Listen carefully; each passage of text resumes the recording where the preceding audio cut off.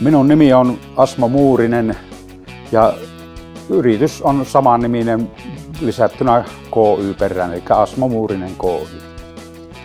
Päätoimiala on koneurakointi, lähinnä traktoriurakointi. Yritys sai alkunsa vuonna 1986, kun oli pienimuotoinen maatilahomma ja katsoin, että pitää saa jostakin lisää evästä siihen tulopuoleen, niin päätin, että teen tarjouksen. Silloin tein kunnalle tarjouksen konehommista ja sillä tiellä ollaan. Omaperäisyys on lähinnä ehkä näissä erikoiskalusteissa, mitä tarvitaan, koska työt on semmoisia, että harjakoneet, hiekottimet, tämmöiset aina kausiluonteiset asiat, niin erikoisuus on siinä, että kalusteet, traktorityökoneet on erikoiskalusteet. Tällä hetkellä olen yksin yrityksessä töissä.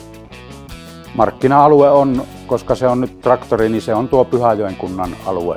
Ja ehkä lähialueilla sanotaan noin 3-40 kilometrin säteellä maksimillaan kuljen siitä koneella töissä. Haasteita voisi olla hinnan muutokset polttoaineen osalta ja näin, ja sopimuksia kun tehdään, niin se kun on sovittu hinta, niin siihen on hyvin vaikea saada sitten muutoksia, jos kustannukset yllättäen nousee. Että haasteet on lähinnä siinä, että saa rahat riittämään. Tuo oli vaikea kysymys, mutta uskoisin, että se on se, että on valmis lähtemään töihin ja ei karta sitä työntekua, eli kova työ siinä. Yrityksen tulevaisuus on minun ikää huomioon ottaen jo.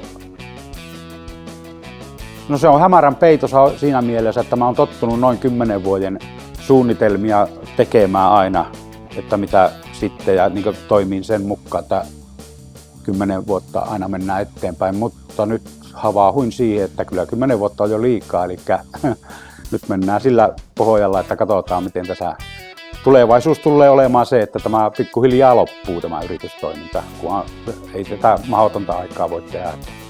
Ikä on jo sen verran.